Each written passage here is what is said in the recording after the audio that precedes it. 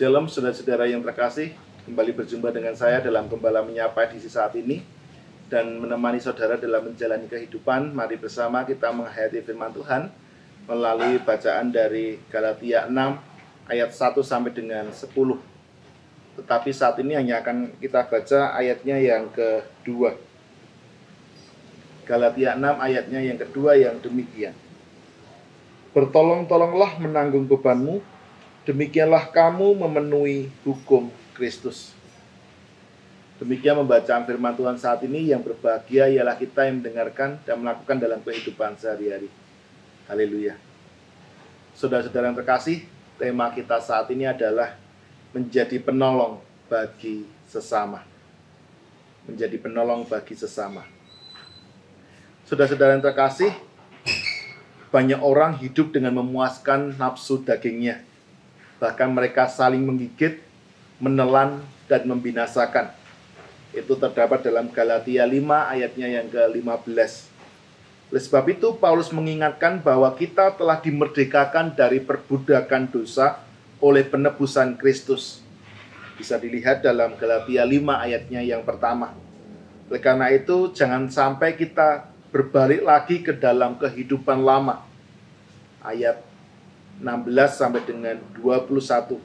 Tetapi setiap orang beriman harus menghidupi hakikat hidup barunya, yaitu hidup oleh roh dan dipimpin oleh roh. Ayat 25. Agar menghasilkan buah roh. Bisa dilihat di ayat 22 dan 23. Lalu bagaimanakah hidup oleh roh itu diwujudkan dalam relasi antar orang beriman, agar hidup ini menghasilkan buah roh yang memberkati sesama dan memuliakan Tuhan? Saudara-saudara terkasih, milikilah komitmen melakukan firman Tuhan ini sebagai petunjuk praktis dalam kehidupan sehari-hari.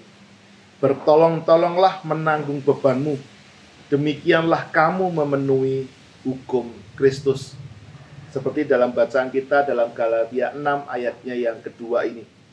Sebagai orang yang sudah dibebaskan Kristus dari dosa, kiranya hidup kita jauh dari sikap egois, penuh dengki, saling menggigit dan menelan. Menolong menyangkut banyak hal. Sebab pertolongan dapat diberikan dalam berbagai bentuk. Bisa berwujud keuangan, tenaga, nasihat, maupun juga penghiburan, dan masih banyak lagi yang bisa kita lakukan untuk menolong orang lain. Orang Kristen yang dewasa memahami bahwa pertolongan merupakan praktek dari kedisiplinan rohani. Setiap saat dalam perjalanan kehidupan, kita dipanggil untuk dapat menjadi teman bagi mereka yang kesepian, memberikan bimbingan atau nasihat bagi mereka yang sedang kebingungan, memberikan kedamaian di tengah perselisihan, tuntunan bagi orang-orang yang tersesat. Hanya orang yang memiliki komitmen kerohanian yang dalam, yang dapat memiliki kepedulian untuk menjawab kesempatan-kesempatan yang ada untuk menolong sesamanya. Saudara-saudara terkasih, untuk dapat menolong orang lain, kita harus memiliki kesadaran dan kepekaan tentang apa yang dipikirkan oleh orang lain, yang dirasakan oleh orang lain, dan juga sedang dialami oleh orang lain. Ketidakpekaan, entah itu sengaja untuk mengabaikan atau tidak memperhatikan, akan merusak hak istimewa yang diberikan Allah kepada kita untuk menyatakan kasih Allah dan memperlihatkan karakter Allah. Bahwa Allah itu maha murah dan segenap hatinya menghendaki supaya kita juga menjadi orang yang murah hati. Salah satu buah roh adalah murah hati, lemah lembut, bersikap perhatian kepada orang lain yang mendorong kita bertindak penuh dengan belas kasihan atau bela rasa terhadap orang lain. Sikap inilah yang dimiliki oleh Tuhan Yesus, sebagaimana kita saksikan, kita baca, kita temukan dalam perjanjian baru. Ia menangkap, ia merasakan betul bagaimana kebutuhan orang-orang yang ada di sekitarnya. Kebaikannya begitu kuat dan tak terhalangi untuk menjangkau mereka yang ada di sekitarnya, yang dalam kehidupan yang penuh dengan tekanan dan berbagai macam beban kehidupan. Marilah saat ini kita melatih diri kita dalam kedisiplinan rohani dengan tidak jemu-jemu berbuat baik dimanapun dan dalam bentuk apapun. Entah dengan cara berbagi rezeki untuk sesama di sekitar kita, menolong orang lain yang membutuhkan, atau kebaikan-kebaikan apa saja. Yang penting kita lakukan dengan hati dan niat yang tulus, bukan untuk mencari sensasi maupun juga supaya kita dianggap sebagai orang yang baik. Tuhan memberkati saudara sekalian. Amin. Saudara-saudara yang terkasih, mari kita berdoa. Ya Tuhan, mampukan kami untuk senantiasa membangun komitmen untuk senantiasa berbuat baik kepada sesama kami, terlebih pada orang-orang yang membutuhkan pertolongan kami. Tuhan, tolong kami supaya kami mampu melakukannya dengan penuh kesetiaan dalam setiap langkah hidup kami, sehingga nama Tuhan juga kemudian boleh dimuliakan dengan segala tindakan yang kami lakukan ini. Tuhan, tolong kami. Tuhan, tolonglah kami. Dan Tuhan, tolong kami. Amin. Saudara-saudara yang terkasih, sebelum kita mengakhiri, mari kita mendengarkan kesaksian pujian yang berikut ini. Selamat menyaksikan.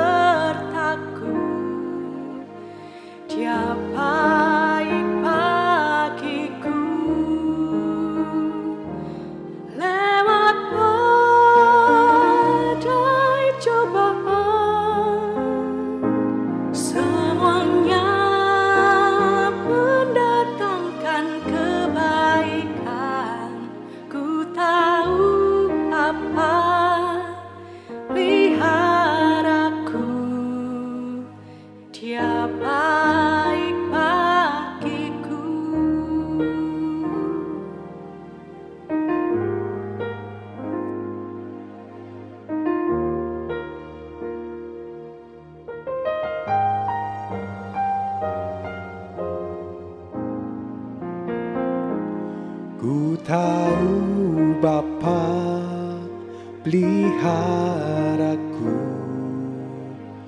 Dia baik, Dia baik. Ku yakin Dia selalu sertaku, Dia baik bagiku. Lewat badai cobaan, semuanya mendatangkan kebaikan. Ku tahu Bapa peliharaku, Dia baik bagiku.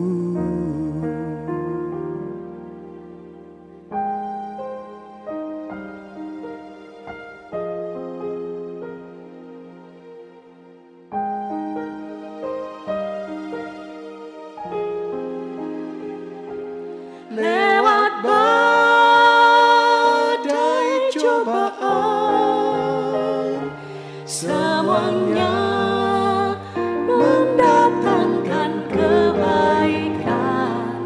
Ku tahu Bapa peliharaku, Dia baik bagiku. Dia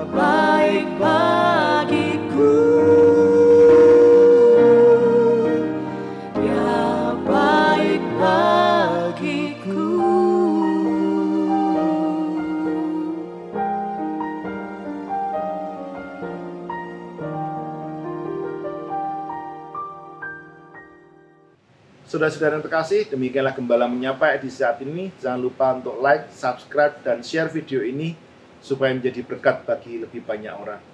Tuhan memberkati saudara sekalian. Amin.